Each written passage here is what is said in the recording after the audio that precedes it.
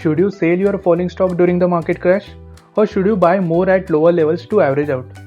I know most of you might go for the second option, but is it right?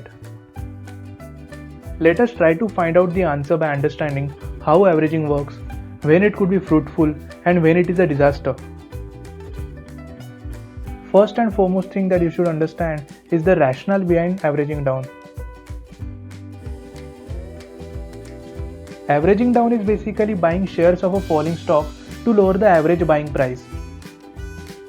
For example, say you bought a share at 100 and now it is trading at 90.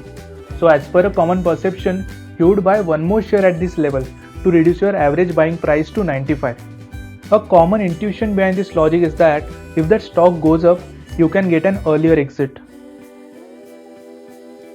This means, in our case, due to averaging, you become profitable once the stock goes above 95. You don't have to wait till 100 to become profitable. Sounds fascinating, right? But it is not that simple as it sounds.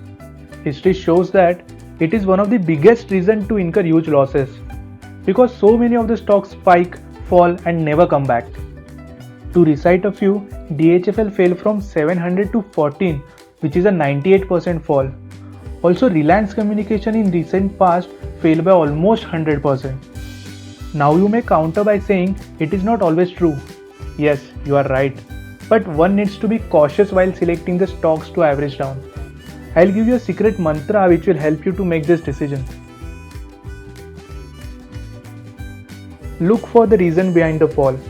If the reason is temporary and the company is fundamentally sound, then averaging down makes sense.